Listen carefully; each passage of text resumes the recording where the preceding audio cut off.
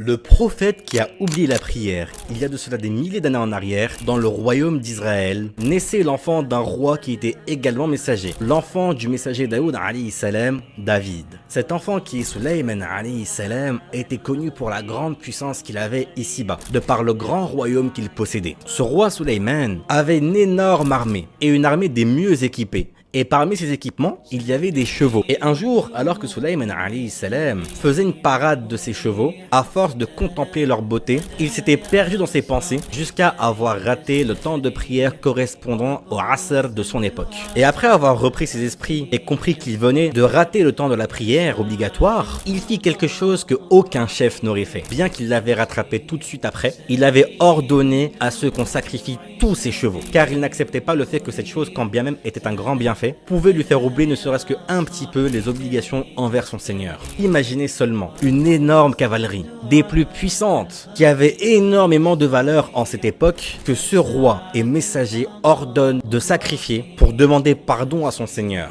Imaginez simplement, c'est comme si aujourd'hui un président ordonnait à ce qu'on casse tous les véhicules les plus avancés de l'armée parce qu'il avait oublié de faire la prière. Personne ne ferait ça. Et pour le récompenser de son pardon, Allah lui octroiera un bienfait encore plus énorme que cette cavalerie qui est premièrement le vent. Donc de pouvoir se déplacer grâce au vent à la vitesse de celui-ci, n'importe où il voulait aller. Et également une armée de djinns, et une des armées les plus puissantes sous son commandement, et le royaume le plus grand que personne ne pourra atteindre après lui. Quant à nous, qu'en est-il actuellement? Quand on voit que la prière, certains d'entre nous faisons exprès de la délaisser ou de la reporter jusqu'à après son temps légiféré, juste à cause de nos simples téléphones ou distractions de notre vie quotidienne.